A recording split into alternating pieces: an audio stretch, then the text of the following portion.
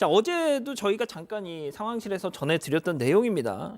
친누나를 살해한 뒤 시신을 유기한 이 남동생 이 결심 공판이 있었는데, 자, 그 범행 이후, 범행도 범행이지만 범행 이후 이 남동생이 했던 짓 되게 구체적으로 또 공개가 됐죠. 네, 맞습니다. 저희가 이 사건 당시 이후로 이제 재판에 넘겨지고 수사가 일어났을 때도 이거 참 말도 안 되는 사건이다 이런 식으로 설명을 많이 해드렸었는데, 일단 그 전에 나온 내용이 누나의 휴대전화 유심을 다른 핸드폰에 끼운 다음에 만약에 누나를 살해하고도 누나가 살아있는 것처럼 막 메시지도 주고받고, 그리고 모바일 뱅킹을 이용해서 누나 명의의 계좌에서 돈도 이체해서 사용을 했어요.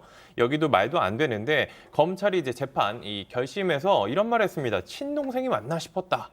수사를 하면서 보니까 이 피고인이 과연 친누나 그리고 친남동생이 맞나 싶었다라고 한 게 상당히 수십 차례, 흉기를 수십 차례 휘둘렀습니다. 친누나에게요. 이 사람 잔혹한 범행이었고, 뿐만 아니라 사건 발생 후 5일 만에 여자친구와 여행을 가는 등 이 범행 후 태도를 보면은 정말 일말의 죄책감이 있었는지 의문이라고까지 표현을 했습니다. 그리고 결국 이 검찰은 무기징역을 구형했습니다. 자, 흉기가 부러질 정도였답니다.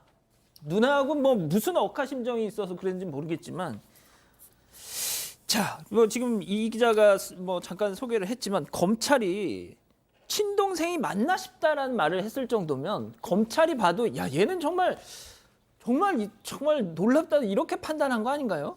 조금 전에 이제 얘기를 한 것처럼 흉기 끝이 부러질 정도였다는 거죠. 그만큼 참 말씀 옮기기도 그렇지만 수십 차례를 예. 공격을 했다라는 겁니다. 그러니까 이제 오죽했으면 검찰도 이제 덧붙이면서 진짜 친동생이 맞는지 모르겠다. 이게 구형하면서 이런 식으로 얘기를 했다라는 거거든요. 물론 이제 재판부에 이 사람 이만큼 나쁜 행동을 한 겁니다라는 걸 강조하지만 실제로 그 처벌을 강조하기 위해서도 맞지만 제가 보기에는 검찰도 충격받은 것 같아요. 자, 교수님, 네. 저는 이제 정말 소름 끼쳤던 것이 친누나를 살해하고 5일 만에 이자가 여자친구와 여행을 갔습니다. 저는 이게 우발범죄, 뭐 욱해서 저는 만약에 진짜 이 정상이란 말이죠. 이런 일을 벌이고 나서 저는 불안해서 잠도 못 잤을 것 같아요. 근데 여자친구와 범행이 5일 만에 여행을 간다?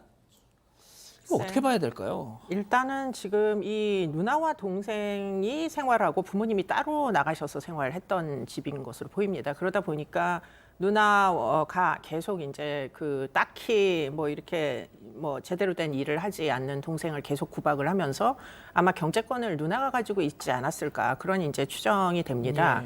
그 사이에 굉장히 그 감정이 악화된 것으로 보이고, 그래서 사실은 격분한 상태에서 수십 차례 결국은 얘기를 휘둘러서 살해하기에 이른 고대목까지는 지금 이제 피고인이 우발적이었다 이런 주장이 완전히 틀린 것으로는 뭐 보이지 않는다.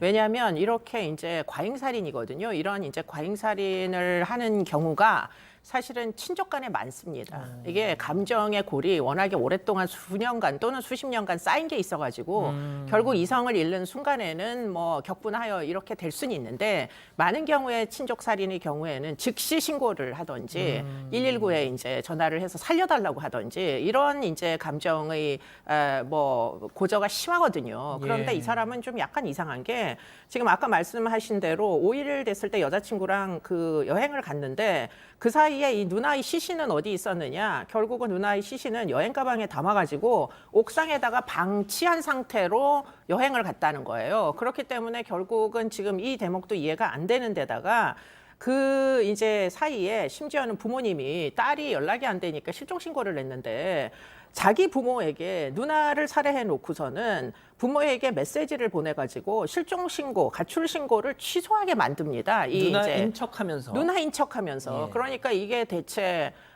뭐 이걸 우발적인 범죄라고만 볼 수 있느냐, 이게 이제 문제였던 거죠.